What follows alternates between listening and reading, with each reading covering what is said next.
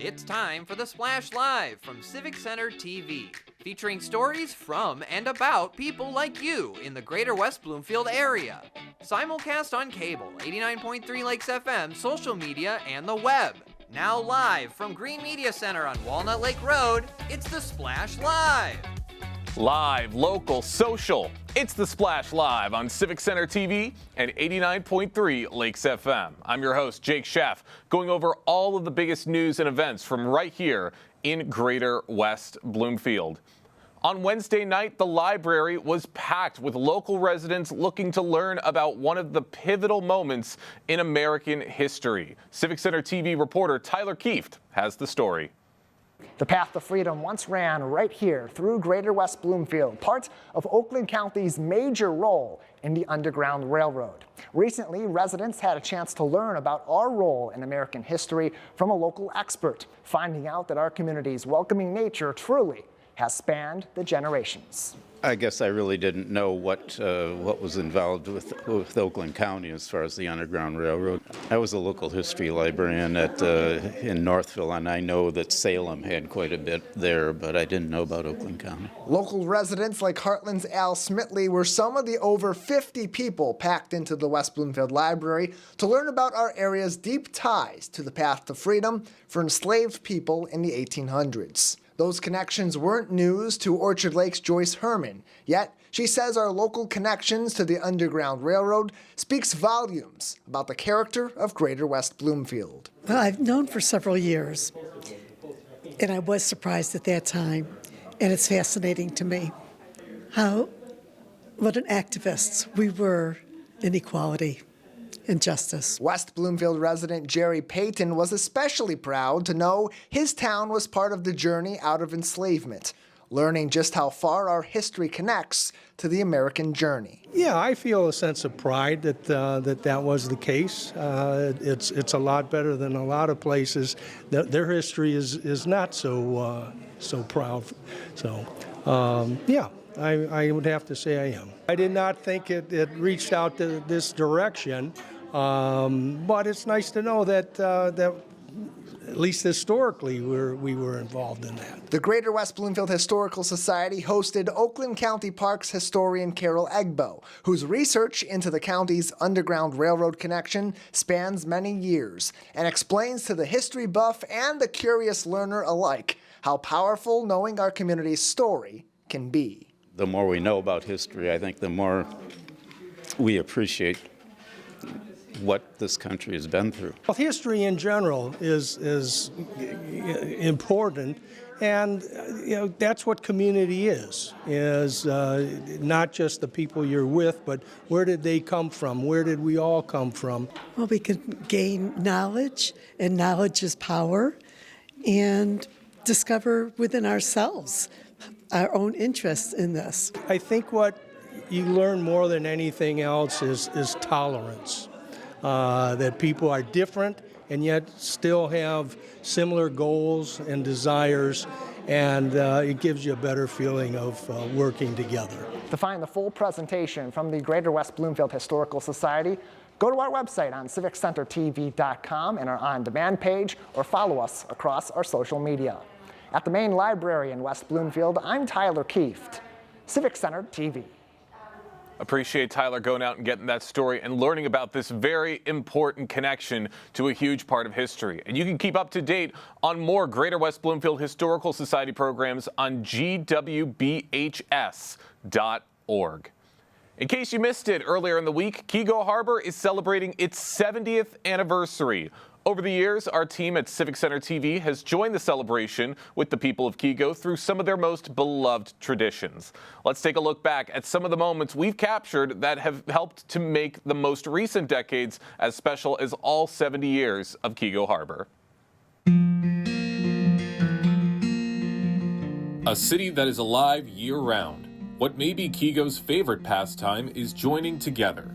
A tradition that for years manifested at their skate and activity nights, providing an outlet for kids and families to meet enjoy a beautiful night out together, and have fun. Our effort was to bring officers closer to the kids in the community and teach safety and responsibility about skating and wearing pads and just a positive interaction with the police, law enforcement, and the children in the community. Today, Skate Night has morphed from one night a year into a monthly event, now known as the Kego Harbor Block Parties. A reminder each month that Kego may change over the years, but their neighborly care never wavers. You know, when you live in a lake community, it's like that's your whole family. The lake community is so different from any other neighborhood, and that's what makes Kego Harbor so great. We have Cass Lake and we have Sylvan Lake all in Kego Harbor. We have the greatest group of people. This is a great way for the community to get together. Kego Harbor also takes pride in its milestones, from its annual Memorial Day parades to its Restaurant Week, celebrating the people and businesses that make their city vibrant every day. But what truly makes Kego Harbor special is its tradition of neighbors caring for each other. Whether through the Jacket Club, which has been providing necessities to families in Kego for generations, or even their recent Parks and Recreation beautification outings. I think it's really important for the community to come together and help improve the parks. Kego is a really small city, and so we do rely on volunteers a lot, so it really means a lot for everybody to come together and volunteer to help get our parks better looking. My family grew up on the street actually, and we visited this park all the time, so I think it's kind of fun that we get to help be part of improving it, a park and resource that we've been using for years, so that's pretty cool. Kego's greatest pride, the tender, loving care for its close-knit community, a tradition that will live on for many years to come. Such a great reflection of 70 years of Kego Harbor, and here's to 70 more years and beyond for this amazing city here in Michigan. Everyone in West Bloomfield is still talking about last week's State of the County address, which Oakland County Executive Dave Coulter gave at the Berman Center for the Performing Arts in West Bloomfield. Several local officials had plenty to say about Dave's speech and his vision for the future. I was absolutely amazed and gratified to hear Dave talk about the many accomplishments that Oakland County has achieved and where we're going in the future. It just seems like we're building on our future. He set a good foundation. He has everyone working together, and Oakland has benefited from it. The citizens of Oakland, the economy, our credit rating. It is the place where people want to come and live. I think there was a lot of good ideas. There's the redevelopment, there's the housing, there's the focus on health and mental health, all of the things that really make a county a good place to live.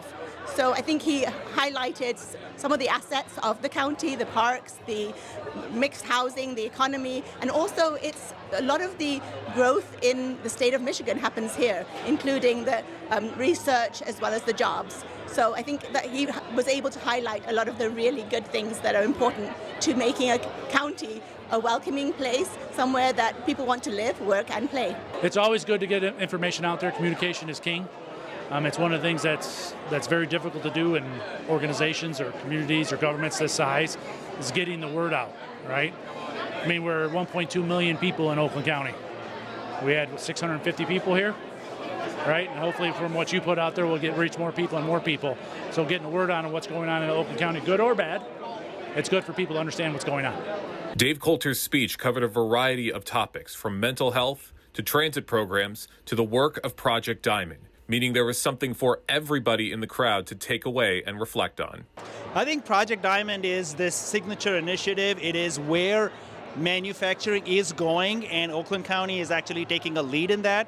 Manufacturing is moving from the discipline that we used to know. Michigan excelled in manufacturing for the last 100+ years, but where manufacturing is going, that is becoming digitally disrupted, and that's Oakland County is taking a lead in that by encouraging Project Diamond. Prioritizing mental health and accessibility is so important, and I'm so proud to say that as we move forward with yet another year, Oakland County is moving towards and forwards with continuing to fund mental health programs in our schools and within our communities across Oakland County. Well, I think a lot of the business investment certainly will do. You know, our residents will have places to work if they're not already working, or places to change where they're working, and just investment in their own businesses. There's a lot of small business in the township, and they benefit from whatever the county's doing. One of the things about Oakland County is we are a diverse county. And we value, it has benefited us greatly with the talent, the expertise of the citizens that we have here, and the way everyone appears to get along pretty well, regardless, and that is wonderful. What do you hope people take away from tonight as they're looking towards the future here in Oakland County? We're always moving forwards, always looking for new ways to be innovative and meeting the needs of residents across Oakland County. Plenty to look forward to for the future of Oakland County. You can see that package in its entirety, as well as my recent interview with Dave Coulter himself on our website, civiccentertv.com. The 2025 NFL Draft is quickly approaching, and several big names in college football are ready to make the jump into the big leagues. And that includes some familiar faces with the West Bloomfield Lakers. Names like Jason Williams, Max Hairston, Donovan Edwards, all ready and capable for the NFL. And every single one of them has come a long way since their time here in West Bloomfield. Here to reflect on these athletes and their journeys is someone who was with them at their beginning, West Bloomfield assistant football coach Daryl Bingham. Daryl, good morning. Good morning. How are you today? I am great. I'm sure you're feeling great too as the draft is quickly approaching. And what does it mean for you to see so many of your former players declare for the NFL draft this year? Well, outside of sitting back and feeling like a proud uncle, if you will, some of the kids I actually had a chance to know their whole life. So, for instance, take Donovan. I've known Donovan since he was born. His dad is a close friend and fraternity brother of mine. His mom went to high school with my wife at that time. I remember, us working with him and working through the challenges when his mom died at a young age, and just watching him mature into the young man that he's become. I am so proud of him.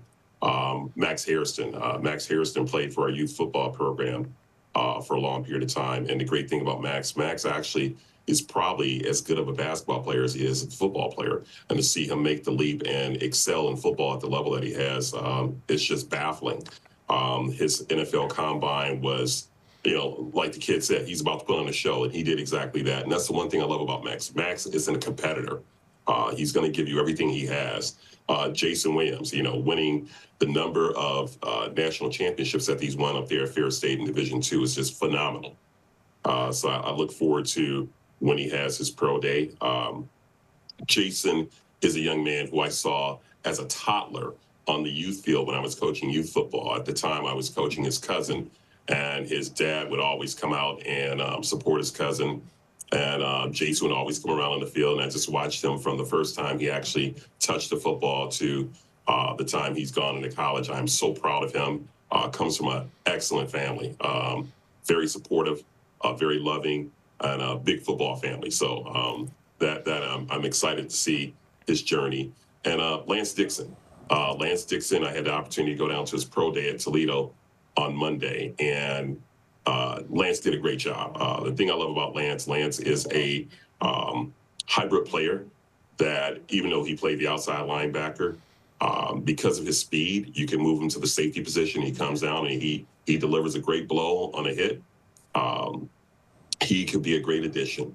I'd say the last person, Makari Page. Makari Page has probably been the quiet person throughout this time frame, but Makari, is and always has been kind of like a freak of nature, to have a safety that big and to play Division I, and to, Makari has excellent speed.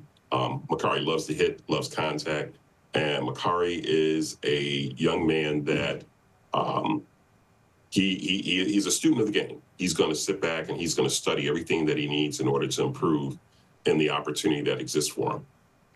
Well, you are covering a lot of great players, and you're absolutely right. Every single one of them has had that passion for football since a very young age. And we're actually going to show you a clip right now of Max Hairston when we had him on This Week in Laker Football all the way back in 2019, talking to our very own Dave Scott about some of his favorite activities outside of football and what he takes away from the sport. I always like to ask this at the end of these interviews. What do you do when you're not practicing or playing football? What do you do with your time for the fun of it? You got to watch film. I watched 3 hours last night. There's no fun. It's football season. Well, come on. I mean, don't you like play video games, or you got a hobby or something you do when you're not working on football? I'll take a break, but I got to get back to the film. It's always studying that film, and that shows you how passionate he is about this sport. How does it feel to look back and see how much passion these players have always had for the sport of football? Coming from a program that had to build from the ground up to compete in, as far as I'm concerned, the toughest conference in the state of Michigan, the OAA, and to have to deal with creating a name for themselves, not walking into a legacy, but creating the legacy. I am so enthused by the lessons that they've learned and they've been able to carry with them. And it doesn't just transcend into football, it transcends into everything that they do and everything that they touch. The work ethic, the discipline, the focus, the fact that no matter what I do, I have to become a student of it, embrace it, live it, and work at it every single day. It just does a coach very proud. And I can't say more about the guys. As great as they are as football players, they're better human beings. And that says volumes to the work they put in development of themselves and the family that they have around them, not only blood family, but the extended family that they have around them, and nurturing them to become great human beings. Absolutely. Couldn't have said it any better myself. They live and breathe football, and each of these players has had a different path to the NFL draft. How did West Bloomfield help them prepare for the next level? I had an opportunity to talk to Max when Max was in prep, and during that time frame, they kind of shut down from a lot of communication. So it's funny. I just sent him a text and say, "Hey, I'm praying for you, son. If you need anything, don't hesitate to ask. Just know that we back here at home, we love you and we're praying for you." And later on that night, it had probably about 9 o'clock at night, he said, "Hey, Coach, I'm so sorry I missed your text and I missed your call." He said, "I just want to reach out to you." I said, "I just want to say I love you." And from a community standpoint, that support is what we were able to provide. All the young men, they actually have found trainers. They found their agents and everything to help position them to get ready for this draft. If they needed access to the facility, they definitely had access to it. But for the most part, most of them were away and they were training with other young men who were preparing for the draft to make sure that they had access to a competition level that they would see when they went into their drills at the draft. For those just joining us right now on the Splash Live, we have retired assistant coach of the West Bloomfield High School football team, Daryl Bingham, talking about his feelings on seeing so many of his former players make it to the NFL draft and hopefully take the next step into the NFL. And Daryl, as a coach, how rewarding is it to see your former players achieve their dreams at the highest level? It means the world. We sit back and we talk and we preach about the future and what it takes to get there. It is great when you see the manifestation of it. It's even better when you see them walking in it and embracing it, and in doing it in such a way with class and with style that we demanded of them and that they always presented when they were here at West Bloomfield.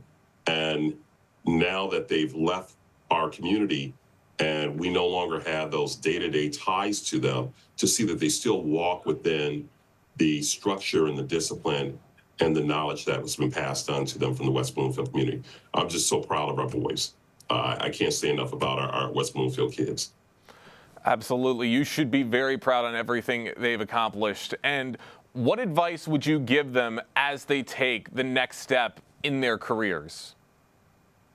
Biggest thing, remember the statement that I would always say to them when we were in practice: from whence come you? Know and understand the responsibility that you carry from the community that you come from, and live in that. Walk upright. be forthright in everything that you do, and commit, and more importantly, we were blessed with Coach Bellamy during that time frame, and Coach Bellamy, with the U of M pedigree and the U of M training, one of the things that he would always reiterate to them: the team. Remember, hey, you didn't get here by yourself. So while you're walking in that pathway, make sure you support those who are walking with you, and also reach back. Be a conduit and a vessel for others who want to gain that knowledge and to gain that wisdom and what it takes to get there, so that they understand and they can see, feel, and touch someone who came from the same community that they did, and understand this is possible, but this is what it's going to take in order to get there. That's absolutely right. They are impacting every single person they can. And you just touched on it a little bit right there. They're impacting the future players that will play with West Bloomfield. I've got another clip I want to show you. At his signing day event, covered by media from across the nation in 2020, Donovan Edwards gave future Lakers words of encouragement on how they can become Laker greats just like him. Man, just stay patient, man. Like, when your opportunity come, you got to seize your opportunity, man. Like, as well as that being said, like, you got to come in with the mentality, like, man, like, I'm about to dominate this. I got to dominate, what's going on right here. And it's like, I feel as though, like, as a player of a high caliber, you just got to have the mentality to be the best every single day. And he certainly has shown that mentality every single game. But that poses a good question. How do their successes impact the current and future players at West Bloomfield? It impacts in a great way. It's nice to know and to be comfortable and familiar with the legacy that you inherit. And that's what we tell a lot of our players right now, is that your job is to continue the legacy. It's just kind of like, like I say to my sons, you inherited a last name because of birthright coming from my family line, but it is your responsibility to uphold that last name and to excel it beyond yourself. So the young people that come behind them, the young men that come behind them, they inherited the legacy of all the things that all our great players in the past have done, even to the extent, I don't want to leave out this one person because he's probably the first from our community who did it big, and that's Matt Judon, with a lot of the things that they've been able to do. But it is your job and your responsibility, your didactic, your moral responsibility to uphold and to excel it beyond yourself, because there is someone coming beyond you. And when they come behind you, you want to make sure that they have the same character, the same sense of discipline and responsibility that has been instilled in you. As a result of that, we've seen our players, begin to understand, I can do this. And not only can I do this, I can do this at the next level, but I got to commit. And that's one of the toughest things to teach a high schooler, especially in the transition that we're seeing in the college game. When you have a kid where you sit back and you got to help them understand, yeah, it may be tough. You may not be that Division I offer anymore because of the transfer portal. You might wind up going a Division II route and then transferring into a Division I school later on. It helps them understand, no matter what the walk is, stay committed, stay focused, stay disciplined, and stay true to trying to fulfill the responsibility of the legacy. Spoken like a true coach. Daryl, thank you so much for stopping by with us here on the Splash Live. One more really quick question before we let you go, though. What's some advice you could offer to current high school kids who are looking to make it to the big stage like this batch of players hopes to do in just a little bit? The path is different. It's not difficult. It's just different now. Like I mentioned, because of the portal, it does change a lot of things at the collegiate level. But if you focus, the one thing that we've learned about professional sports, if you're good, they will find you. Just do your job, and do your job 100% of the time. That's absolutely right, and they're certainly going to be putting in the work to hopefully make it to the big stage like Donovan, Max, and everybody else declaring for the draft this year. Daryl, thank you so much for joining us today here on the Splash Live. Thank you, and go Lakers. Absolutely. Go Lakers, and best of luck to all the players as the NFL draft makes its way to Green Bay, Wisconsin in just a few short weeks. Plenty of other big stories and topics to get into right after this quick commercial break. Live, local, social. It's the Splash Live on Civic Center TV and 89.3 Lakes FM. We'll be right back with the Splash Live.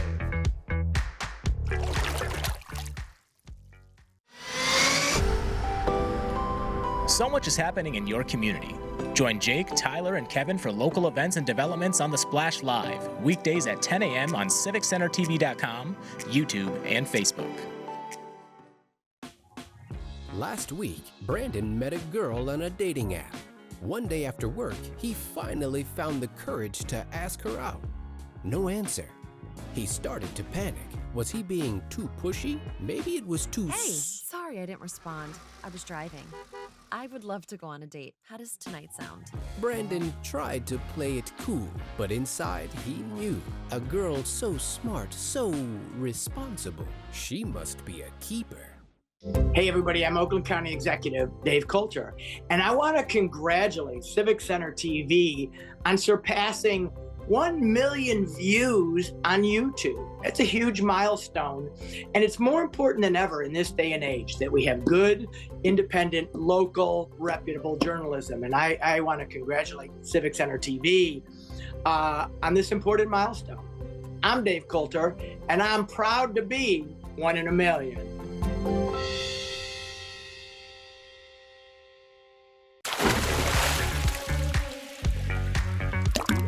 And now, back to The Splash, live. Live, local, social. It's The Splash Live on Civic Center TV and 89.3 Lakes FM. I'm your host, Jake Schaff, going over all of the biggest news and events from right here in Greater West Bloomfield. This weekend, the Islam community will be celebrating the observance of Eid al-Fitr, which is the end of the fasting period for Ramadan. Celebrations have been taking place for the holiday all over the state of Michigan to right here in Greater West Bloomfield. And here to tell us more about the observance is Sheikh Abdullah Al-Mahmoudi, an imam with the Muslim Unity Center. Abdullah, thank you so much for joining us today. Good morning. Thank you for having me.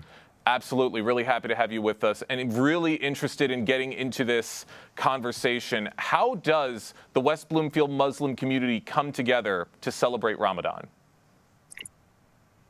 Ramadan is a holy month, is a special month. It's a month that we believe as Muslims our holy book was revealed. It's a time for worship. It's a time for community gatherings. It's a time for prayers. It's a time for us to grow in our faith. Of the things that we do in Bloomfield at the Muslim Unity Center, we have nightly prayers. We have community dinners, community iftars, which we call, where we break our fast together as a community. So these are of the things that we do, how we get together in the month of Ramadan. It's a beautiful atmosphere of just as if you're around your family. I like that. It sounds really beautiful and peaceful and meaningful for a lot of people. And what are some of the key spiritual and communal aspects of Ramadan that you emphasize in your teachings?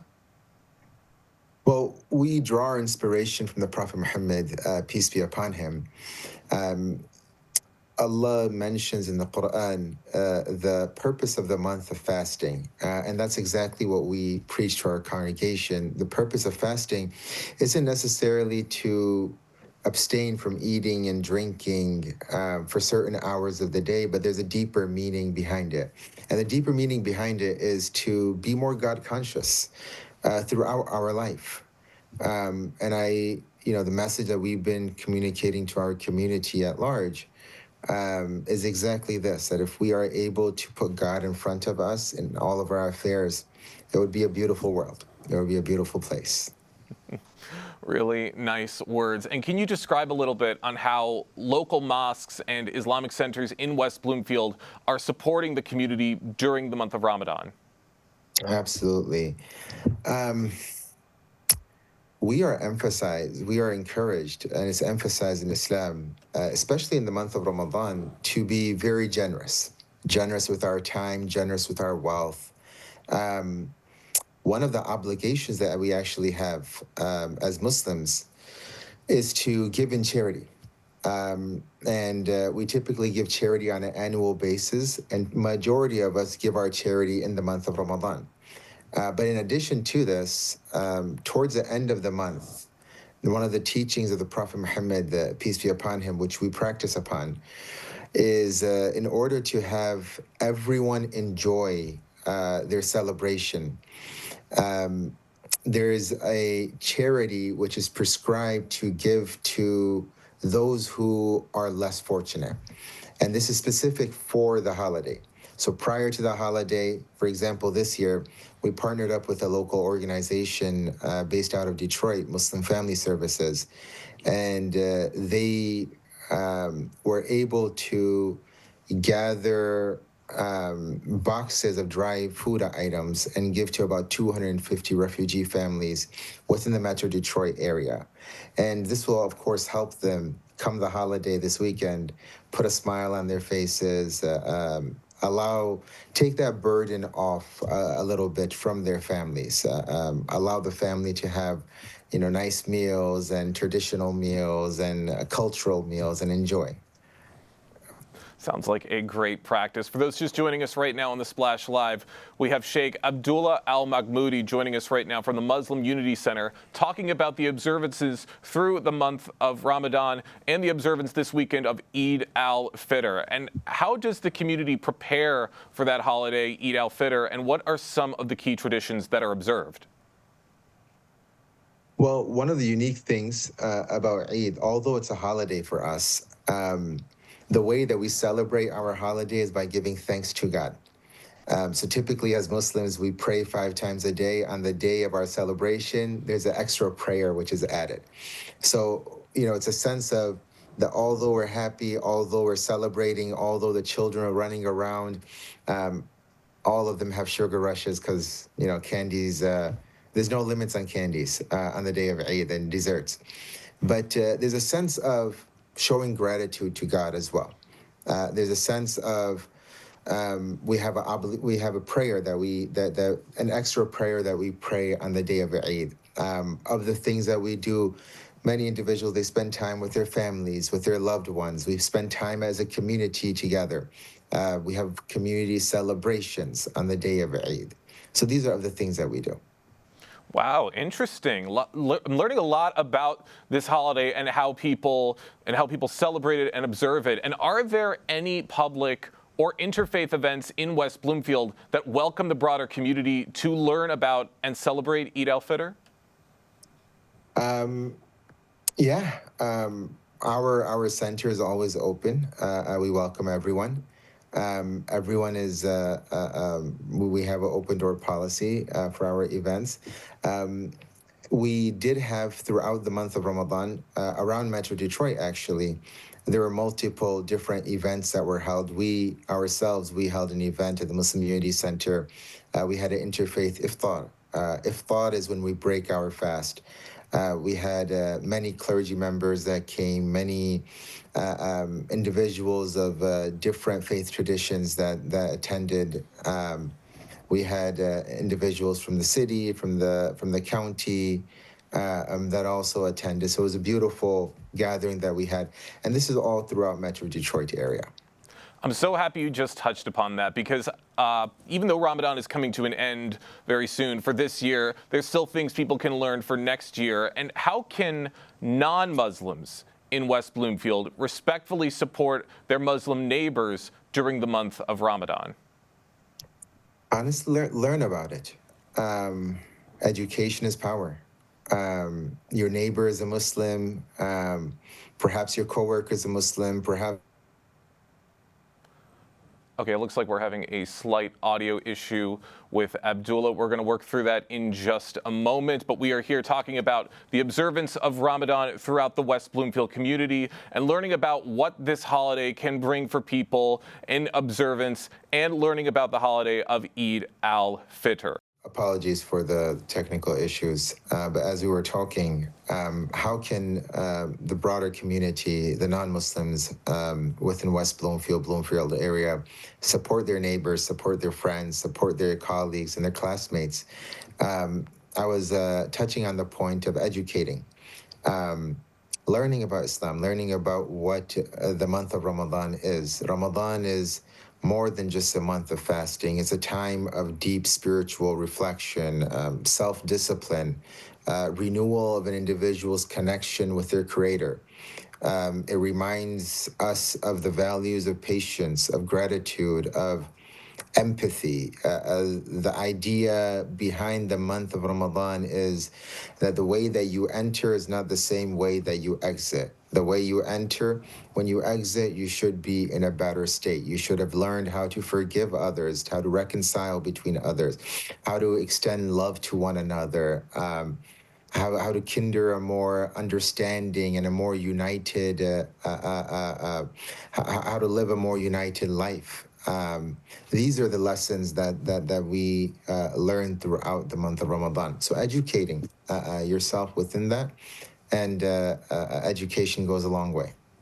Wow, that's something that everybody can take away for the month of Ramadan. Abdullah, I want to thank you so much for joining us today here on the Splash Live. I've got one more question before we let you go, and I think you just touched upon it a little bit in that last response, but what message do you have for the wider community about the importance of Ramadan and Eid al-Fitr in fostering unity and compassion?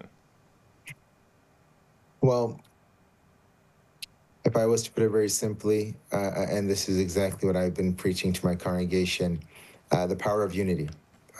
We unite together for an entire month in prayer and fasting. We hold hands, we stand together, we break bread together, we pray together, we laugh together, we cry together. We get to know each other. And it's a beautiful atmosphere. And we come to everyone comes to the realization that, hey, we're not much different than anybody else. Each one of us is exactly the same as a creation of God. So that's the exact message that I would leave the broader community with as well. Couldn't have said it better myself. Abdullah, thank you so much for joining us today here on the Splash Live. Absolutely. Thank you for having me. Absolutely. Thank you so much, Sheikh, for coming on this show and for teaching everyone about the importance of Ramadan and hearing about all of the great celebrations that have been taking place right here in West Bloomfield and beyond. Fusco, Schaefer, and Pappas have significantly contributed to nonprofit projects throughout Metro Detroit, including work at Jewish Senior Life in West Bloomfield Township. Trauma-Informed Design Specialty, FSP, has carved out a niche in trauma-informed design, an approach that transforms spaces to support healing for those who have experienced trauma. Here to tell us more about the topic is the president of Fusco, Schaefer, and Pappas, Jim Pappas. Thank you so much for joining us. Can you explain to us what trauma-informed design means? Trauma-informed design is a philosophy of designing buildings to assist in the healing process.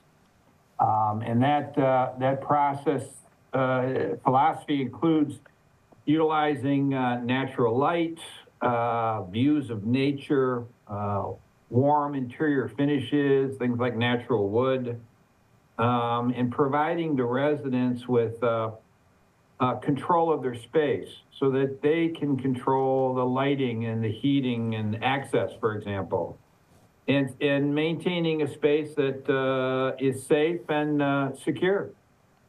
Interesting. And why is it particularly important for community spaces like Greater West Bloomfield? Well, it's important for all spaces that you might have. You know, it creates a sense of well-being and that healing process, whether it's a care community or a hospital, that type of space. It just gives you a good feeling. It's really good for any environment that people live in. Awesome. I like how it can help lift people's spirits and get them in the right mindset. And what inspired Fusco, Schaefer, and Pappas to specialize in trauma-informed design? We always worked a lot with senior housing, and that over time led to senior care communities where the residents needed this type of environment. Over time, it included child care facilities, housing homeless individuals, housing refugees. So this really provided our clients with environments for their residents that improve their quality of life. Absolutely, I would say so as well. And your recent project incorporating trauma-informed designs to Jewish Senior Life, how have those principles benefited its residents? I think you just touched on it a little bit right there. Well, we did, and we worked, in fact, for Jewish Senior Life, we were involved with the Mir Apartments, with Heckman, the Brown Center, as well as Flashman over the years. We've been on that campus quite a bit, and we've tried to incorporate this philosophy of design into all of our work. For those just joining us right now, we have Jim Pappas, the president of Fusco, Schaefer and Pappas, talking about the trend of trauma-based design and what that's been doing to places all throughout Greater West Bloomfield, including Jewish Senior Life. And Jim, how has that focus on trauma-informed design evolved over the years?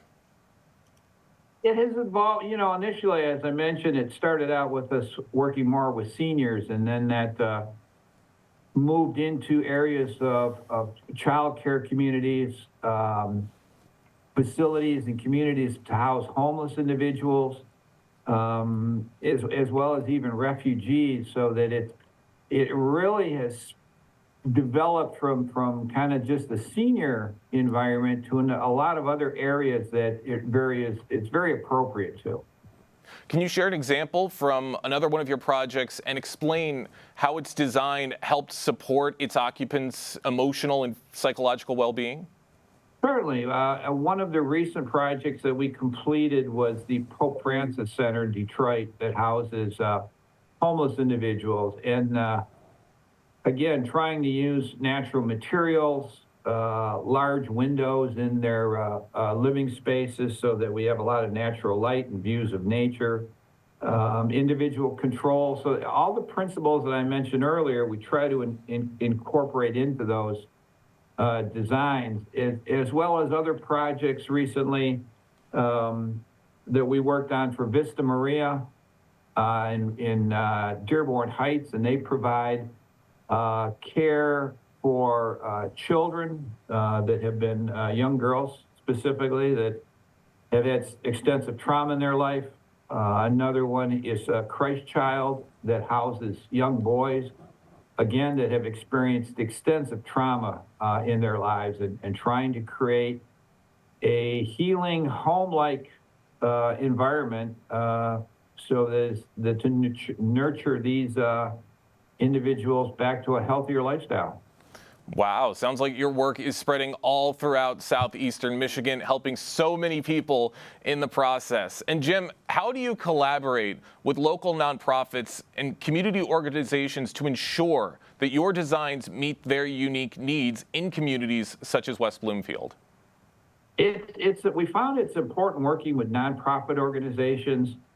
Oftentimes, they don't have the in-house professionals that you would have for example, as a developer. The professional developers develop for a living. Oftentimes, these nonprofits do what they do extremely well in caring for the individuals that they care for. But we try to assist them in the entire development process and work with them closely so that their final product that we achieve with them meets all their visions and goals. Awesome. Great to hear about all the work you're doing throughout Greater West Bloomfield and beyond. Jim, I got one more question for you before we let you go. Looking ahead, what do you see as the future of trauma-informed design in Greater West Bloomfield and other local communities? Trauma-informed design, as I mentioned at the beginning, really is important in trying to create a healing environment. But as you look at the principles of trauma-informed design, they can really be utilized in any type of environment that, in the workplace, in your home, anywhere that people conduct their, day of life activities, that these same principles create a wonderful environment. Awesome, and they're making a wonderful environment for so many people. Jim, thank you so much for joining us today here on The Splash Live. Thank you, Jake. I really appreciate it.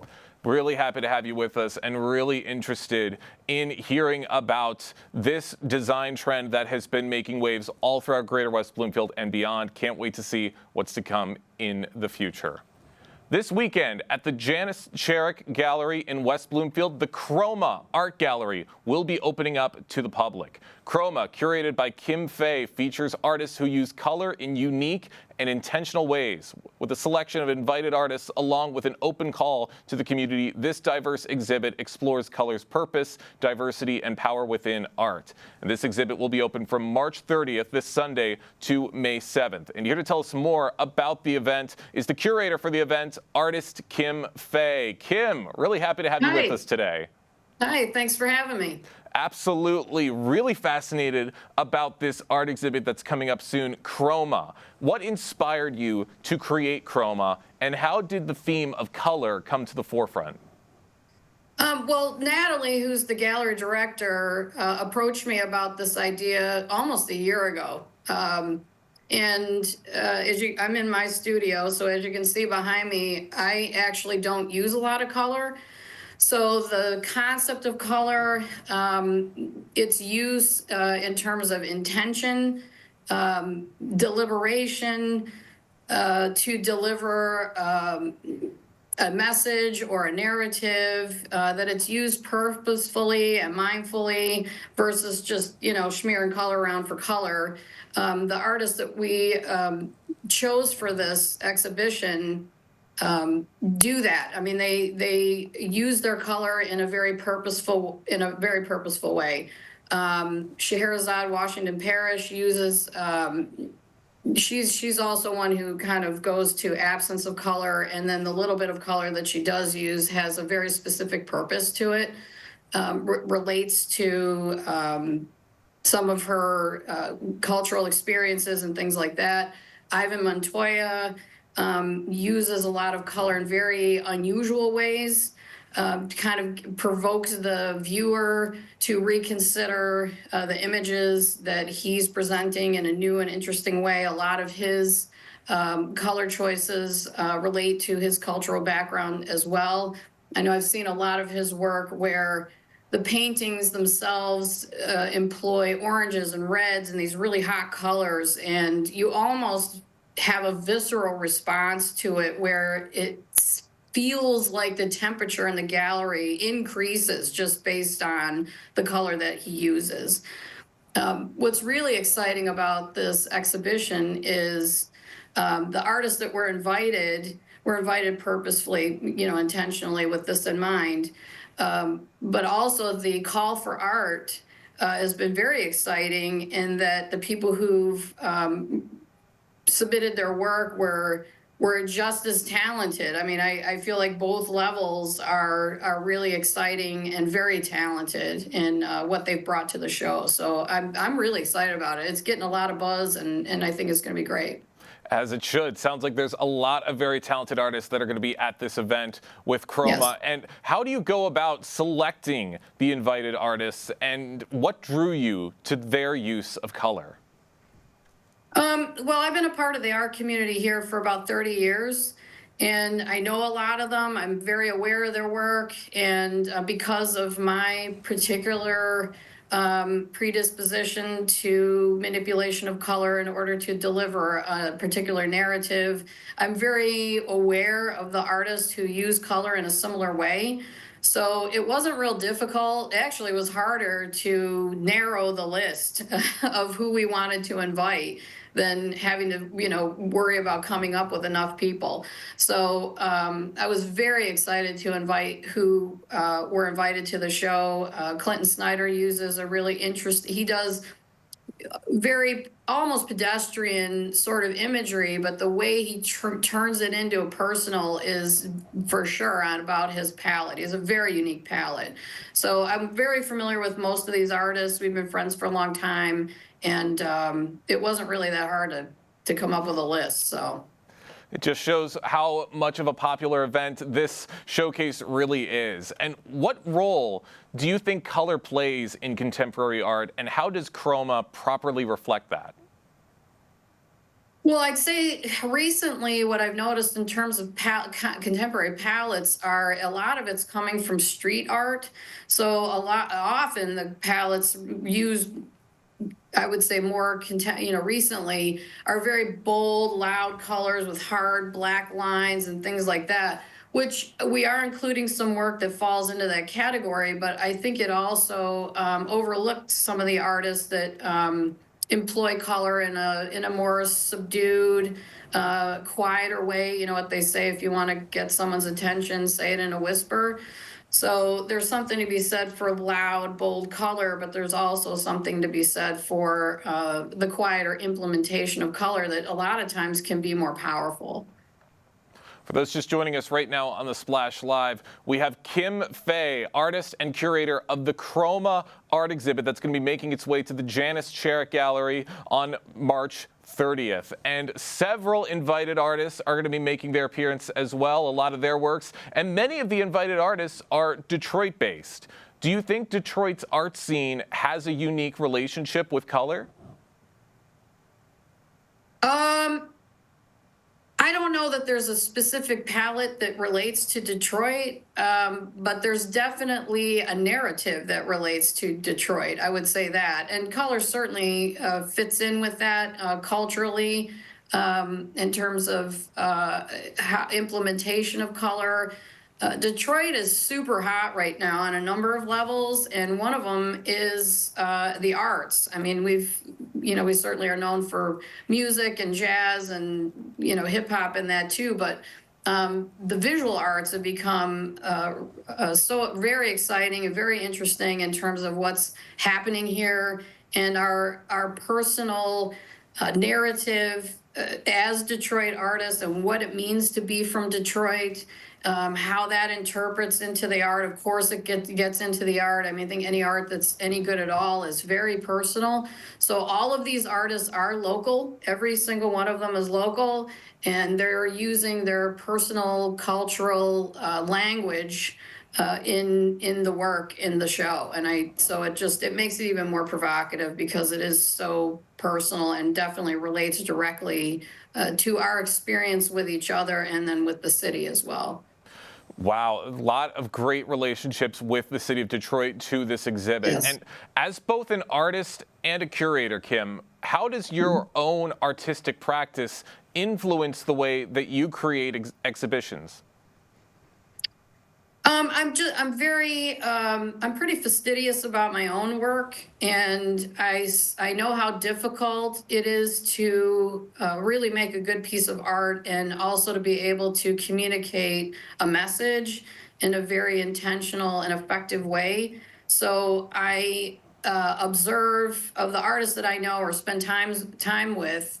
I'm very cognizant of those that follow that same visual journey. I really admire those artists that are able to do that, are able to communicate their message or their story in a way that's effective, and then their use of color. Of course, and like I said, my work really is about absence of color. And I want to hurry up and add that when you employ a limited palette, you really now have to rely on your skills, your drawing skills, your compositional skills, all these other skills. You can't lean on color to get you out of a bad composition. You really have to know what you're doing in order to do that. And I really admire the artists that do that. So. As you should. I'm sure these artists, I can't wait for the West Bloomfield community to take a look at all of this art up close. Kim, we are running short on... everybody comes out, not just West Bloomfield, everybody. That's absolutely right. Kim, we are running short on time. I got one more quick question for you before we let you go. Beyond aesthetics, what do you hope visitors take away from Chroma? I just hope they really get excited about art in general. I mean, I think a lot of people are, can be a little bit intimidated by art. It can be kind of scary and, that kind of thing. But this is a really super fun show.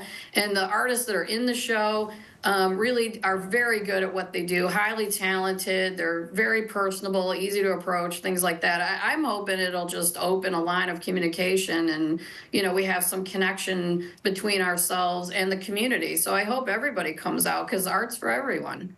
That's absolutely right. Art is for everyone. And this event and this exhibit is for everyone as well. Kim, thank you so much for joining us today here on the Splash Live. Thank you so much. Absolutely. Once again, the Chroma exhibit is going to be at the Janice Cherrick Gallery from March 30th to May 7th. So plenty of chances to check out all of these incredible artists and how they elevate the theme of color. A local Girl Scout troop is starting an important project in protecting our environment. Our very own Kevin McIntosh has the story. Girl Scouts Day was recently recognized across the country, and here in West Bloomfield, Troop 77713 is marking the occasion by launching their Silver Award Recycling Project. These young leaders have been working hard to create a recycling hub here at West Bloomfield Middle School, with plans to expand it to the community later this spring. We'll take a closer look at their project, the inspiration behind it, and how they're making an impact one recycled item at a time. Well, we first started because of our Silver Award, and I really cared about recycling because not a lot of people do it. My inspiration was I was looking around the school and I saw that a lot of people would just throw away their paper, and I know that in school you get you need a lot of papers, so I decided that one of the ideas would be recycling. The girls are seeking a Silver Award, the second highest honor in Girl Scouts. After receiving the Bronze Award for their merits, I asked Cadet Reagan Lease what the Silver Award means to her. Silver Award means doing something big for the community that helps it a lot and is sustainable. In order for this project to happen, it took the cooperation of their Troop 77713 leader, Kelly Hoffman, and West Bloomfield Middle School Assistant Principal Cindy Carson, who told me about supporting the troop, their project, and collaboration. It's just incredible. I've been leading these girls since kindergarten, and just to watch them grow and move forward and take on this project has just been inspiring. I've just been here guiding them, and they've really taken the lead and made it what it is today. Well, one of our missions here is definitely to collaborate and communicate and be contributors to the greater community. So this is a perfect opportunity for these girls to put that into practice by working with the community to get the word out that paper recycling is important. Here we are in 2025. It's still a big deal. And believe it or not, since we've been in this building, we have not been recycling paper. So this is our third year being in the building, so we're super excited to finally bring this on board and make a difference. With a project this important, there's a lot to manage.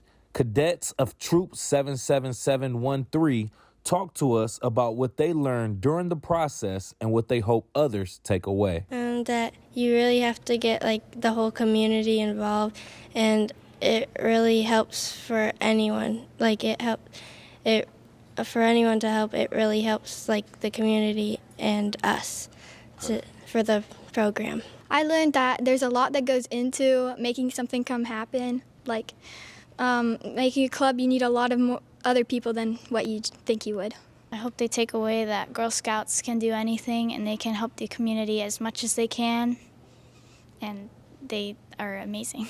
Recently celebrating National Girl Scout Day, we asked this Greater West Bloomfield troop what being a Girl Scout means to them. Being a Girl Scout means helping the environment as much as you can, being a sister to every Girl Scout, being kind, and being respectful. It means that you try and help everyone you can. If you see someone that needs help, you help them, and you're just kind to everyone. These Girl Scouts are making a difference in our Greater West Bloomfield community. Their Silver Award Recycling Project is just getting started, and with their passion and dedication, it's sure to leave an impact. From the West Bloomfield Middle School, I'm Kevin McIntosh, Civic Center TV. Appreciate Kevin going out and getting that story. Can't wait to see what these girls do in protecting our environment in the future. But that's going to do it for us today here on the Splash Live. I want to say a big thank you to all of our guests for stopping by and for everyone on the team for the work behind the scenes, in front of the scenes, and everything that they do. I've been your host, Jake Schaff. Live, local, social. It's the Splash Live on Civic Center TV and 89.3 Lakes FM.